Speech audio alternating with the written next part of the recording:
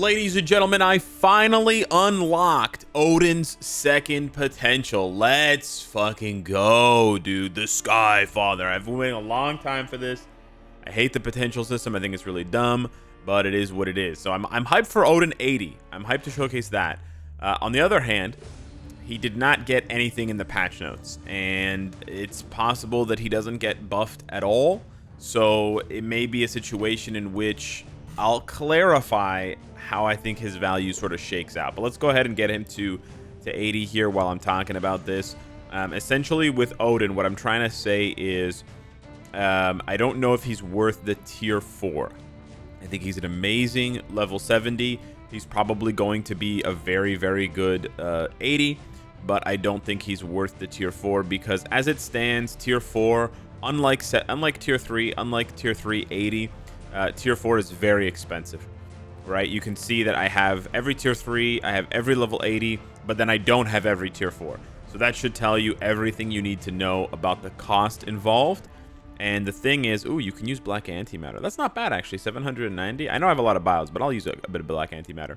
And so unfortunately, I think the hype sort of gets people to a place where the character no longer has as much value. Again, at the end of the day, what am I saying? I'm saying that if you're looking for absolute maximum value with every single one of your characters, then it's possible that Odin is not going to give you that as a tier 4. Because as a tier 4, he's native tier 2, so he's more expensive.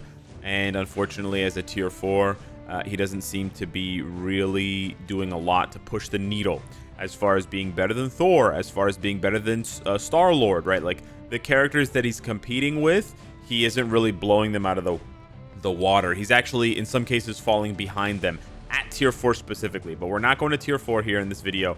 We're just taking a look at how he feels at level 80. No artifact, with just a regular CTP of Judgment, not a mighty or anything like that. So we're going to go ahead and take him back into the stage where I actually played with him to unlock his potential. It was stage 86. So he's actually able to climb. This is what's crazy. He's able to climb 85 and 86 of Mephisto at level 70. So actually, we're going to go up one stage higher now to 87. And I'm going to see how easy this is or how hard this is. He should get a big bump offensively, and he also should get a big bump defensively. Another thing I was finding is that his procs weren't always activating. And I wonder if that is a thing where as soon as you get to a high enough level of World Boss Legend, you have to, not have to be 80, but it certainly helps to combat the boss's level difference with you. Oh, my bad. I didn't press the 5. That's my bad. I've had some issues with skills not popping off when I press them with Odin. It's really weird. It might be my phone, though. It genuinely might be my phone. Oh, we're in the next phase. Wow. Wow. Yeah. That's pretty huge, boys.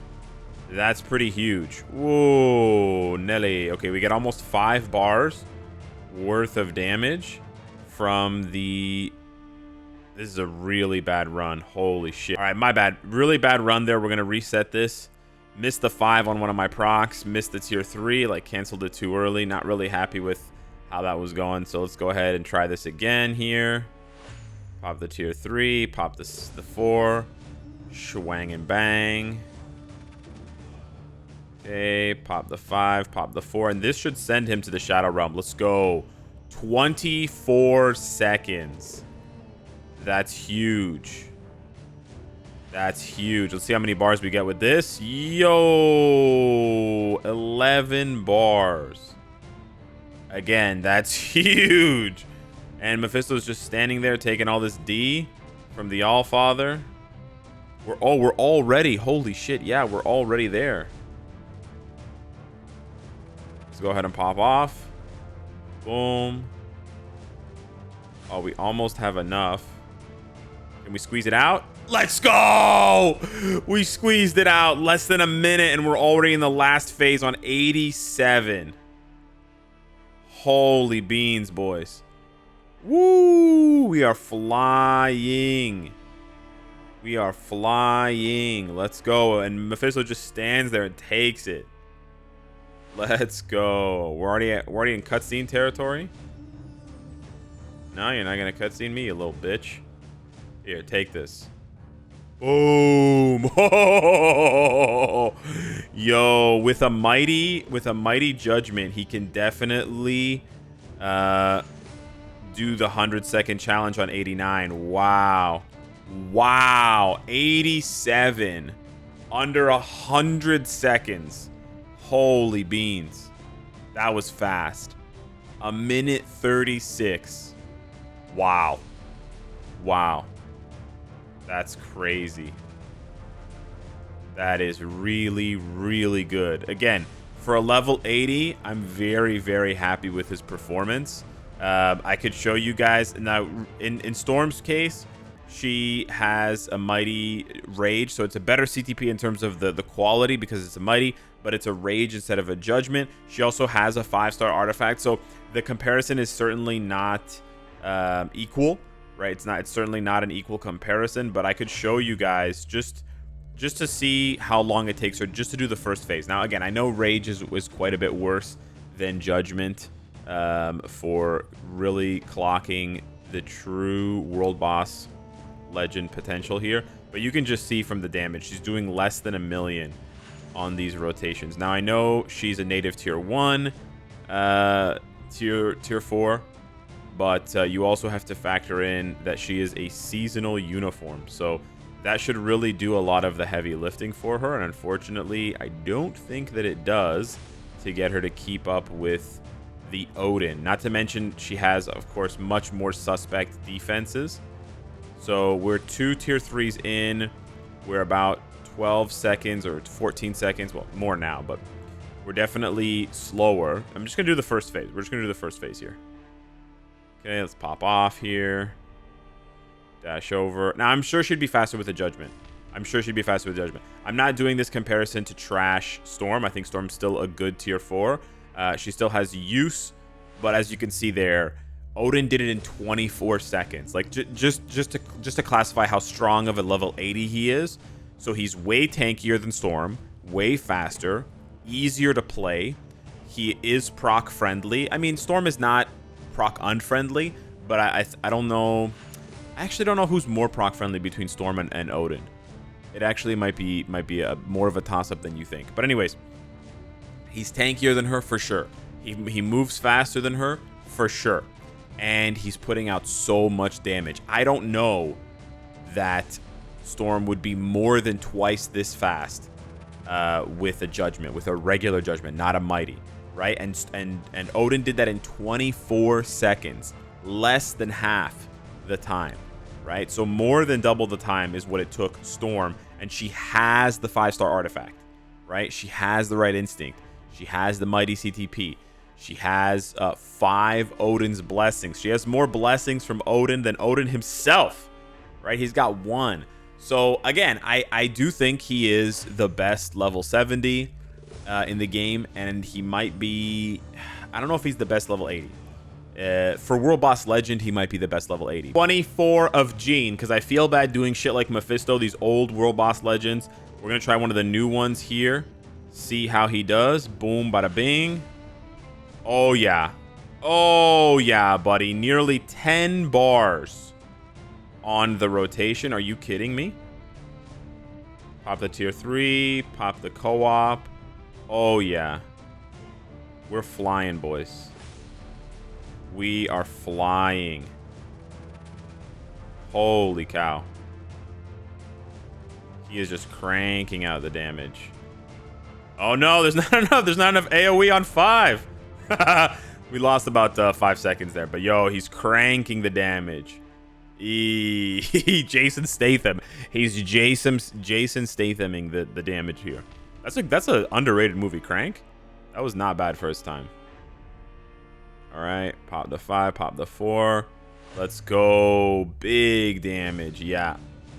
So just to clarify how I feel about Odin, if you do not have him, I think there are cheaper options available, right? Let me be very clear about the wording here. I think there are cheaper options available. Not necessarily better options, but cheaper options. But if you have him already tier 2, and you're wondering if you should tier 3 him, if you want to dominate world boss content like this, easily, with high defenses, self-buffing lead, just super tanky, super easy to play, super flexible because you can use like 4 different CTPs on him. If that kind of stuff appeals to you, hell yeah. Hell yeah. Right? You know what I'm saying? Lingering damage on the 5. Okay, nice. We don't want to trigger her bar at the bottom, so we're going to dodge this purple stuff. We're going to just barely miss the 100-second challenge. So you could certainly do the 100-second challenge. Not that you would need to on 24, but you could certainly do this in under 100 seconds if you had a better CTP, right? Like a mighty. But look at this damage, boys. Still getting 2-3 bars. We're gonna... Damn. Not gonna be able to dodge this stupid cutscene, but just to showcase he could do this cutscene as well. This little mini game. Very fast, defensive, you know, tanky. Very, very strong. Probably the strongest tier 3. I know I say this a lot. I know I throw that around a lot, but probably the strongest and highest just core damage tier 3, and possibly level 80 as well. Not necessarily as much, not as much value as some other level 70s and level 80s at tier 3 at Transcended, like Spider-Gwen, etc., but certainly very, very strong for this kind of content. He just destroyed that. He shredded that. Absolutely shredded that. No doubt in my mind. That was very, very strong. And most universals cannot do that at tier 3. Like, if you put him up against his compatriots, Thor needs the tier 4 badly. Jean needs the tier 4 badly for PvE because of the accumulation. The only two that might be able to keep up with Odin, and I don't even think they can, are Black Bolt and Thanos.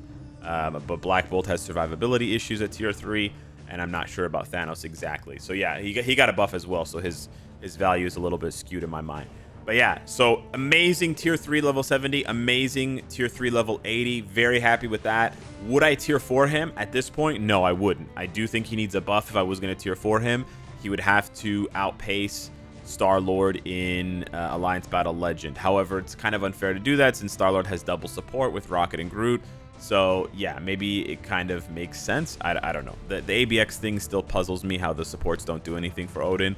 But some further testing in group chats has revealed that maybe it's more common than we remember.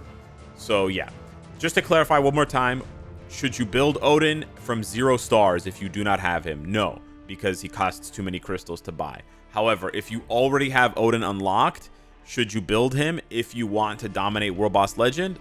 Hell yeah, I would build him. Unless you're saving your black antimatter right now for Kang, in case he's going to be a native tier 2 instead of a native tier 3 or whatever. If you're low on black antimatter, you might want to consider waiting. But if you have a lot of spare, would I build Odin if you already own him? Hell yeah, I would, and I would get this uniform. Anyways, hopefully that helps. Hit me up in the comments down below. Let me know what you think. Thank you so much for watching. Smash the like button, and I'll see you in the next one. Take care.